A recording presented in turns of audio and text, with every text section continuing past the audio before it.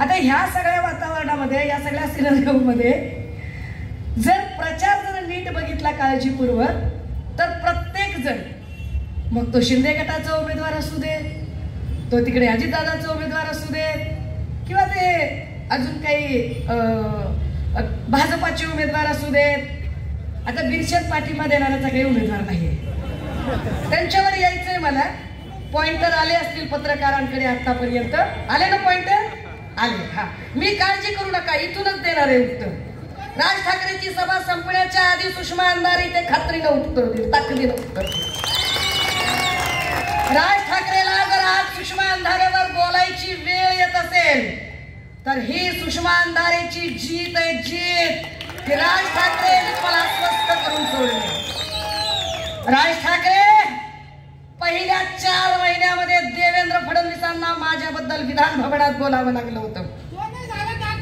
1 वर्षानंतर माझ्याबद्दल मी सभागृहात नसताना हक्कभंगाचा ठराव आणण्यापर्यंत अस्वस्थता भाजपच्या गोटात पसरली होती.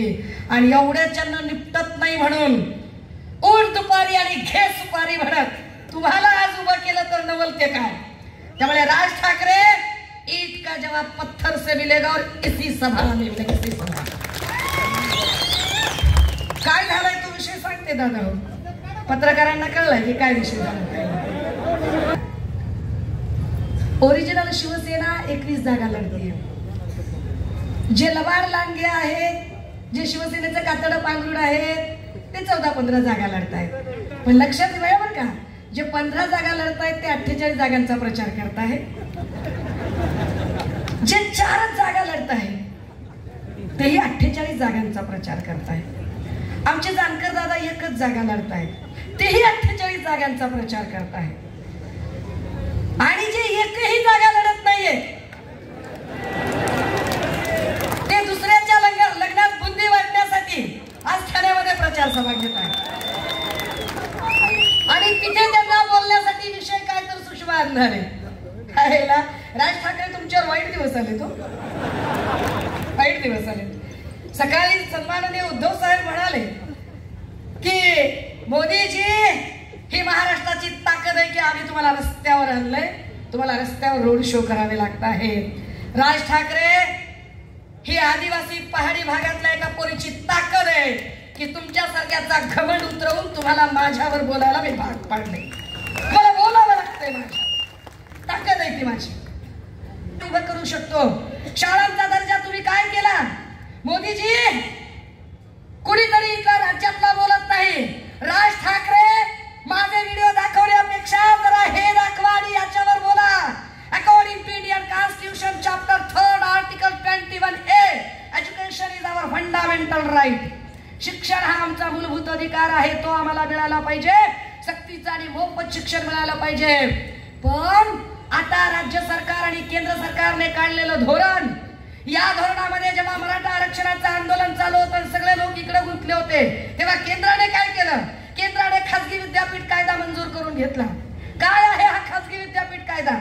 म्हणजे ज्या ज्या लोकांच्या शिक्षण संकुल, शिक्षण संस्था आहेत, समजा इकडे प्रवराचे विखे असतील, तिकडे कुणी मोहिते असतील, अजून कुणी हे जे तानाजी सावंत, हे जे लोक आहेत ज्यांचे मोठमोठे एम्पायर आहेत, या लोकांना खासगी विद्यापीठांचे दर्जे देऊन टाकायचे.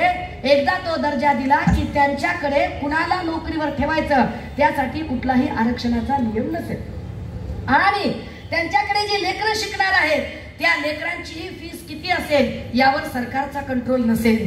राज ठाकरे, याच्यावर बोला आधी. पोपटपंची कुणालाही करता येते. दर वेळेला तुम्ही पार्टी बदलाल आणि आरत्या घाल तर चालत नाही. ते हे सांगा आधी की इथल्या गोरगरीब लेकरांनी शिकायचं कसं काय. याच्यावर तुम्हाला बोलायला सुचलं नाही की अरे आमच्या सरकारी शाळा सरकारने ठेकेदारांना विकायच्या ठरवल्या. आणि ठेकेदारांनी काय केलं? याच नाशिकमध्ये ठेकेदाराने शाळेचं पटांगण कशासाठी दिलं? शिकण्यासाठी नाही. शिकण्यासाठी नाही दिलं, गौतमी पाटीलच्या कार्यक्रमासाठी दिलं. याच नाशिकमध्ये घडलं ना, याच नाशिकमध्ये. वा, का राज ठाकरे तेव्हा प्रश्न विचारला नाही तुम्ही? तुमच्यात फार वक्तृत्व शैली आहे ना, मग प्रश्न विचारायचा की अरे शिक्षण जर मूलभूत अधिकार संविधानाने सांगितलेला आहे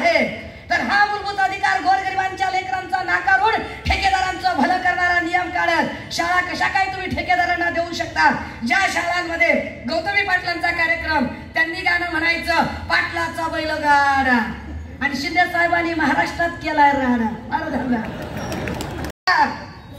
एसी मध्ये राहून आणि दुपारी उठून कसे कळतील प्रश्न? जो शेतकरी कोंबडा आरवल्यावर उठतो आणि कष्ट करतो त्याचे प्रश्न तुम्हाला कळणार नाही. आणि हो राज ठाकरे, मिस्टर ठाकरे, मिस्टर राज, हे प्रश्न तुम्हाला कळणार नाही. पण मिस्टर राज, तुमच्या दुपारी उठण्यावर ज्याने कोट्या केल्या होत्या ना, तुमच्या दुपारी उठण्यावर, आणि तुम्ही ज्यांना गवत उपटण्यापर्यंतची अतिउच्च सुसंस्कृत भाषा वापरली होती, त्यांनाच तुम्ही या वेळेला त्यांची सुपारी घेतल्यावर त्यांच्यासाठी प्रचार सभा दिली. तुम्ही माझ्यावर बोलावर फार बोलायला लावू नका. मला नाट करायचं नाही माझा. मी चक्रवाढ व्याजासकट हिशोब घेणार आहे. नाट करायचं. आता मी एवढं का बोलते ते सांगते बरं का, म्हणजे तुम्हाला कळेल. झालं असं की आता सभा होती त्यांची तिकडं ठाण्याला, सगळे विषय दिले सोडून लावला माझा व्हिडिओ कुठला लावला माहितीये का? मी वक्तृत्व आणि वादविवाद स्पर्धा करायची. साधारणतः 27 वर्षापूर्वीचा व्हिडिओ लावलाय, ज्याच्यात माझा चेहराच कळत नाही. वक्तृत्व आणि वादामध्ये काय असतं तर वक्तृत्व आणि वादविवादामध्ये विशेषतः एक विषय असतो. त्या विषयाची एक चांगली बाजू मांडायची, एक वाईट बाजू मांडायची एकाच विषयावर. एकानं हो म्हणायचं, एकानं नाही म्हणायचं. शिवसेना तारू शकेल का असा काहीतरी विषय होता. माझा एक मित्र सांगतोय की तारू शकेल आणि मी म्हणते की नाही तारू शकेल, कारण विषयाची गरज आहे, खेळ आहे तो. आणि त्यातला एक चंक काढून आज राज ठाकरेंनी वाजवून एक मोठा तीर मारल्याच्या आविर्भावात बघा बघा बघा काय बोलल्या त्या आपल्याबद्दल, आणि तुम्ही त्यांना फिरवता. मिस्टर राज, माझ्यामध्ये आणि वंदनीय बाळासाहेबांमध्ये बाकी काही साम्य नसेल, पण एका गोष्टीचं निश्चित साम्य आहे. मी वंदनीय बाळासाहेबांसारखी एका गोष्टीसाठी नक्की आहे. जसं वंदनीय बाळासाहेब म्हणाले की माझा शब्द म्हणजे बंदुकीची गोळी, एकदा गेली शोधत बसत नाही, पुन्हा इथे पडली का तिथे पडली. बोलले. पण मिस्टर राज, जेव्हा मी शिवसेनेकडे आले ना, आता 20 वर्ष चळवळीत टाचा घासल्यानंतर मी आत्ता आले अशा काळामध्ये, ज्या काळात हिंदू धर्माची सगळ्यात मोठी कसोटी कुटुंब संकटात असताना कुटुंबाला साथ द्यायची असते, तेव्हा तुम्ही तुमचा सख्खा भाऊ मृत्यूशय्यावर असताना त्याच्या आजाराचं राजकारण करत, त्याच्या आजाराची टिंगल उडवत तुम्ही शत्रू पक्षाला सामील झालात, सुपाऱ्या घेऊन भाषण केली. त्यावेळेला सुषमा अंधारे सुळावरची पोळी खात होती. त्यावेळेला सुषमा अंधारेने ठरवलं की या महाराष्ट्राचा कुटुंब प्रमुख म्हणून, कोरोनाच्या काळात आमचा बाप भाऊ म्हणून ज्या उद्धव ठाकरेंनी काम केलं, त्यांची पाठची बहीण म्हणून ताकदीने उभी राहिली. आणि हो, जेवढ्या ताकदीने बोलते ना, मैं दुश्मनी भी बड़ी निडरता से करती हूँ और दोस्ती भी तहे दिल से निभाती हूँ. तुमच्यासारख्या सुपाऱ्या घेत नाही मी. सुपारीबाज नाही आहे. आज याची सुपारी वाजवली, उद्या त्याची सुपारी वाजवली. तुम्ही प्रो एस्टॅब्लिशमेंट आहात मिस्टर राज, प्रो एस्टॅब्लिशमेंट आहात.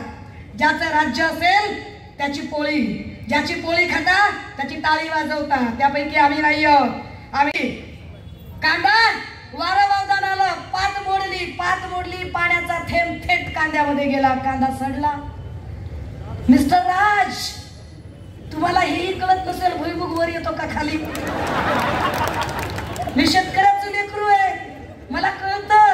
मला कांदा कळतो, सोयाबीन कळतं, गाजर गवत कळतं, सगळंच कळतं मिस्टर राज. कारण मी तुमच्यासारखी सुपाऱ्या घेणाऱ्यातली नाहीये. माझी आई कष्टाची भाकरी खाते. माझा बाप मेल्यापासून 8.5 एकरच्या कोरडवाहू शेतामध्ये दिवस रात्र राबते. आजही माझी आई कष्ट करते. माझे 2 भाऊ आजही कंपन्यांमध्ये रोज कष्टाची भाकर खातात. आणि माझ्यासोबत कुणीही म्हणावं गेला 2 वर्षात माझा एकही भाऊ कुठल्याही मंचावर नसतो. मी एकटी असते. मिस्टर राज, तुम्ही ज्यांची टाळी वाजवताय ना, ते सगळेच इन्क्लुडिंग हेमंत गोडसे, या सगळ्यांना तापा लागतो खूप मोठा. आणि मी 10 वेळा सांगते की कळप लांडग्यांचे असतात, वाघीण एकटीच येते.